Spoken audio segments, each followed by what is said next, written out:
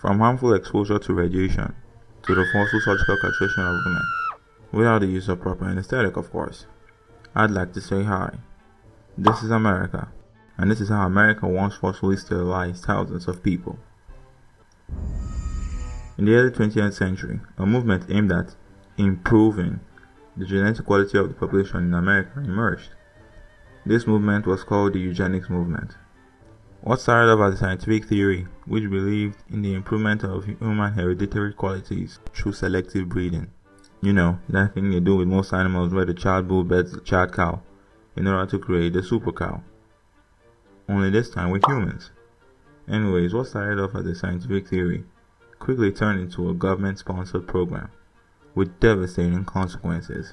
You see, the program was still meant to improve the genetic quality of the population, but that also meant the removal of some human elements that the then US government felt had inferior genes.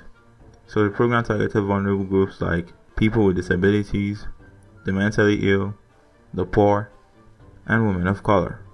Because some eugenicists believed that certain traits like morality and intelligence were hereditary traits that could be passed down to the next generation, and that the government had a responsibility to prevent the unfit from reproducing.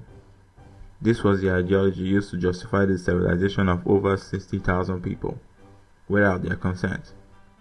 The forced sterilization program was often carried out in state-run institutions like mental hospitals and prisons, where individuals were sterilized in ways such as these.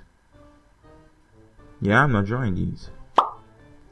Some sources even claim that some of these procedures were performed without proper anesthesia. Some were also tricked into getting the procedure unknowingly. Some were also sterilized in exchange for a reduction of their prison sentence. The program understandably had a profound impact on the lives of its victims, causing physical and emotional trauma, as well as social and economic marginalization, leaving some of the victims feeling ashamed, humiliated, and powerless. In recent years, efforts have been made to provide compensation to survivors of the program, but despite that, there have been allegations of reproductive abuses in ICE detention centers. Oh well.